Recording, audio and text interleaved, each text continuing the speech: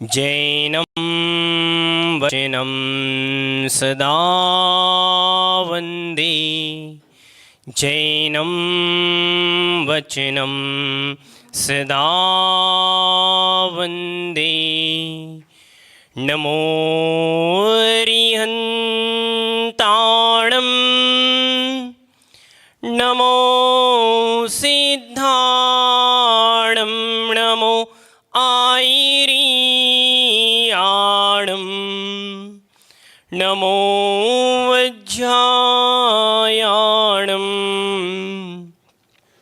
नमो लोये सव्यसाहूणं। देवादिदेव 1008 श्री चंदा प्रभु भगवान की जय। देवादिदेव 1008 श्री महावीर भगवान की जय। परम पूज्य आचार्य भगवान श्री पूज्यपाद महामुनि महाराज की जय। परम पूज्य दिगंबर श्रमणाचार्य आचार्य परमेष्टि श्री विशुद्ध सागर जी महाराज की जय। परम पूज्य मुनि श्री प्रणुत सागर जी महाराज की जय। जैन धर्म की जय।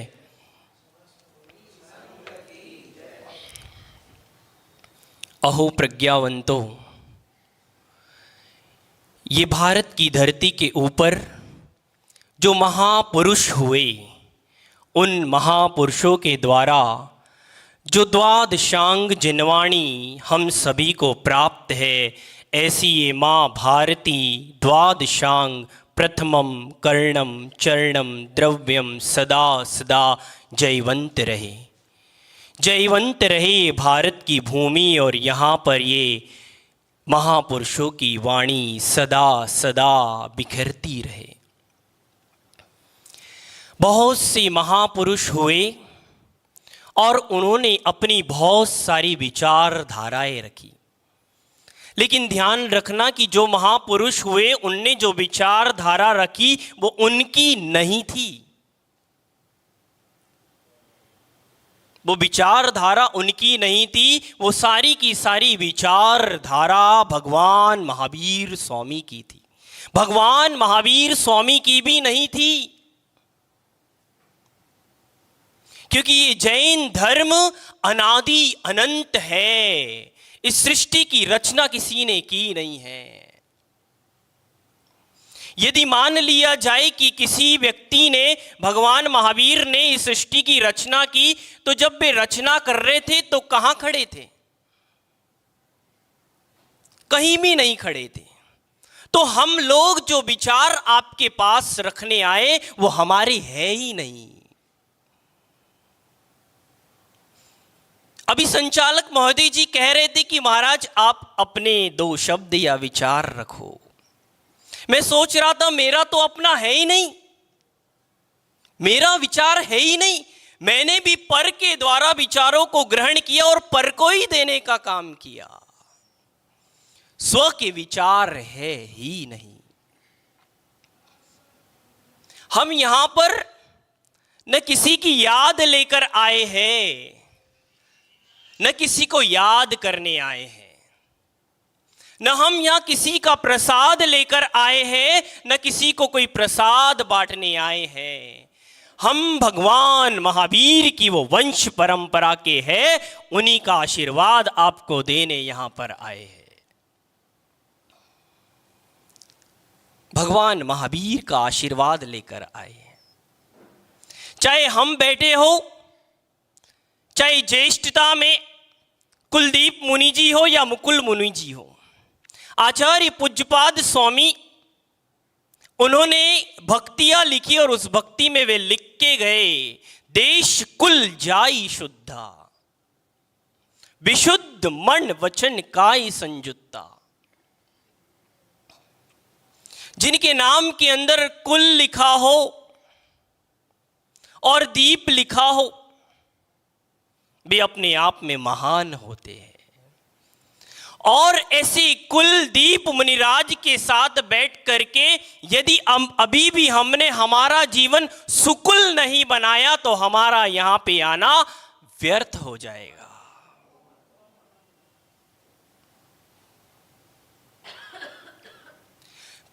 का संयोग हुआ करता है, तब जाकर ऐसा योग बनता है। हम लोगों का पुण्य का योग था, तब आज हम इनके साथ संयोग करने आए। लेकिन यदि जैन दृष्टि की बात की जाए, जैन धर्म की बात की जाए, तो ये संयोग भी कुछ क्षण का है, क्योंकि जैन दर्शन का सिद्धांत है संयोग का वियोग निश्चित होता है। क्योंकि ये कण कण स्वतंत्रता की बात करने वाला जैन दर्शन है। सबका मालिक एक है वाला दर्शन नहीं है। आप मात्र वहीं ना बैठे रहे। कुलदीप मुनि जी, मुकुल मुनि जी पिछले 4 माह अभी पूर्ण होने वाले हैं, आपके बीच में प्रयास कर रहे। सार्थकता तब होगी तब 2-4 उनके साथ चल दो। एक ही कौन चल है। सुन सुन के महाराज के प्रवचन का यही देना तुम सार, कि 2-4 हो जाए उनके उपहार।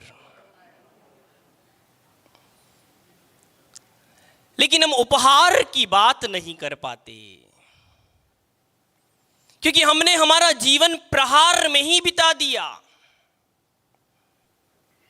अरे वो व्यक्ति ऐसा कर रहा, वो व्यक्ति ऐसा कर रहा, पर ही दृष्टि लगी है।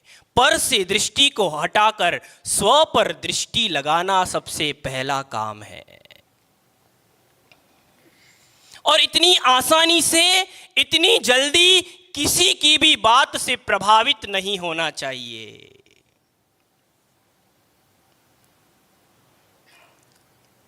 लेकिन महाप्रज्ञ जिन्होंने राजस्थान की भूमि में जन्म लिया,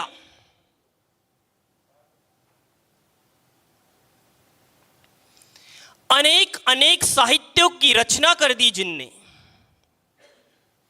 अभी हम घाटकोपर गए थे और वहां के वो 13 पंथ भवन को देखकर मुझे ऐसा लगा कि धरती के ऊपर में ऐसे ऐसे विचारक हुए हैं और हम क्या विचार रख पाएंगे। महान कवि, कुशल प्रवक्ता, शायद ही ऐसा कोई बिंदु बचा होगा जिसपे महाप्रज्ञ ने अपनी लेखनी नहीं चलाई हो। शायद महाप्रज्ञ की भी लेखनी नहीं थी, वे तुलसी जी की लेखनी होगी। ये पूरी अलमारी उन 2 की किताबों से भरी है। पहले महाराज साहब बता रहे कि ये पूरी किताबें उन्हीं के ग्रंथों से भरी है। लेकिन आप लोग का कर्तव्य है कि ये बंद ताले में ही ना रखी रहे, इनका ताला भी खोलकर पढ़ना पड़ेगा। जीवन का कोई सारभूत है कुंद कुंद के शब्द में, तो नाणम नरस्य सारो। ज्ञान ही जीवन का सार है। आपको ज्ञान हुआ, आप चलकर यहां तक के आ गए। यदि ज्ञान नहीं होता तो क्या आप यहां तक चलकर आ पाते? नहीं आ पाते। और हमारा जैन दर्शन स्पष्ट कहता है, न ज्ञानी बनना है न अज्ञानी बनना है, हमें तो केवल ज्ञानी बनना है। ये बुराई से भरे जगत में यदि कोई नाम सच्चा है तो वो भगवान का नाम है, जो न कच्चा है और न पक्का है और न बच्चा है, न रागी है न द्वेषी है। हमारे भगवान की वाणी हितोपदेशी है।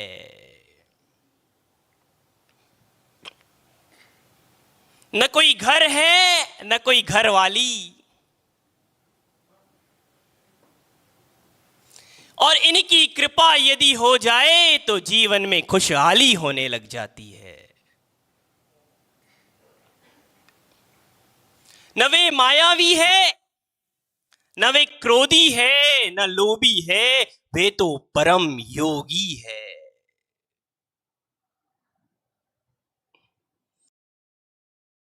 ऐसी महान परमात्मा हम मिल गए, उनकी वाणी मिल गई। और यदि हमने सुनते सुनते यदि जीवन में सार नहीं निकाला, हम लोग यहां आए, ले लो आप यही शिक्षा कि आप भी देना शुरू कर दो अपनी कक्षा, तो जीवन की सार्थकता है, तब जीवन की सार्थकता है। पुण्य की योग की बात चल रही थी कि आज पुण्य का योग हुआ तभी हमारा संयोग हुआ है।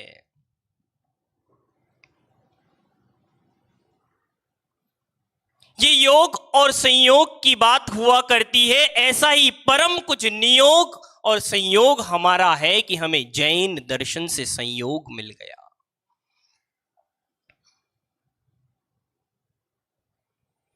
लेकिन ये संयोग मिलने के उपरांत भी यदि उसके प्रति पुरुषार्थ नहीं किया जाए, मुझे पता है यहां जितने भी बैठे सबको ज्ञान है, लेकिन नहीं है। यदि आपको ज्ञान होता तो ये 4 पैर वाली चेयर को छोड़कर इनकी 4 आराधना वाली आराधना में आप बैठ जाते। दर्शन, ज्ञान, चारित्र और तप। जैसे विश्वास किया इन 4 पैरों पर कि ये चेयर, ये कुर्सी हमें गिरने नहीं देगी, ऐसे ही इनकी 4 भावनाओं पर आप विश्वास बना लो, दर्शन, ज्ञान, चारित्र और तप, तो आप भी इनके साथ एक दिन सिद्धालय में बैठ जाओगे। जब भी इस भवन में आओ तो चमकते हुए झूमर को जरूर देखना।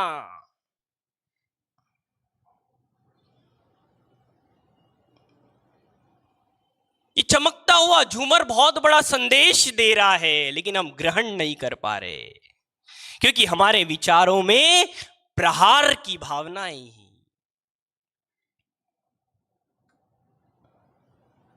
विचारों के साथ साथ आपको आचार भी लाना पड़ेगा।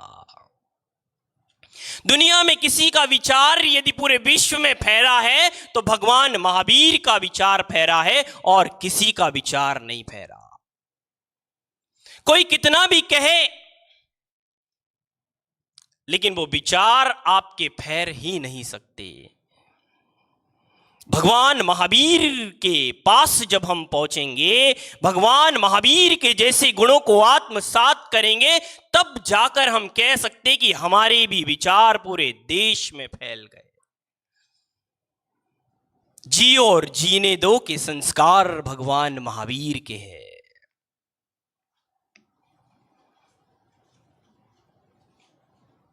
ऐसा कुछ कार्य हमें करना पड़ेगा।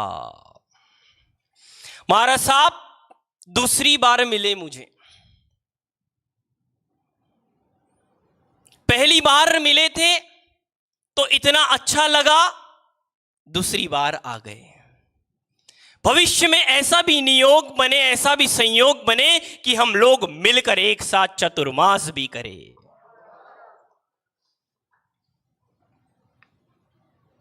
तब जाकर हमारा यहां बैठना सार्थक है। विचारधाराओं को निठल्ले मत बनाओ। विचारों को बनाकर उन्हें निठल्ले मत बनाओ। विचार के साथ साथ आचार भी लगा दो तो आपकी दुनिया में बल्ले बल्ले हो जाएगी। विचार पर विचार करना, किसके विचार? न तेरे न मेरे।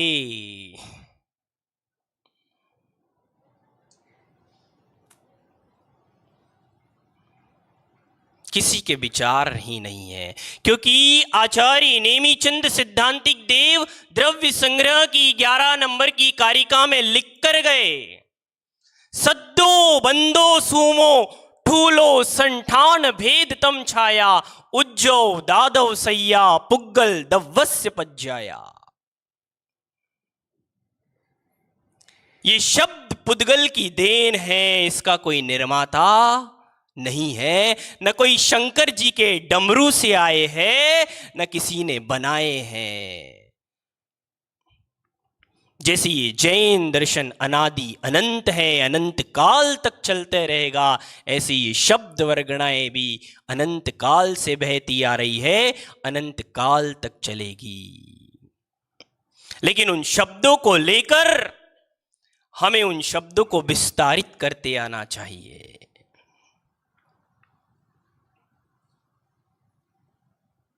इन्हीं शुभ मंगल भावना के साथ कि हम यहां पर आए, बड़े प्रसन्नता की बात है।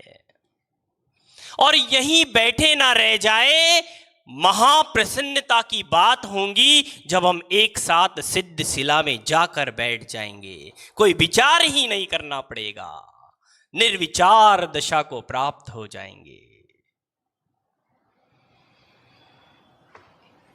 इन्हीं शुभ मंगल भावना के साथ कि कुंद कुंद भगवान के शब्दों को ध्यान रखना। नाणम नरस्य सारो, बोलना एक बार, नाणम नाणम नरस्य सारो।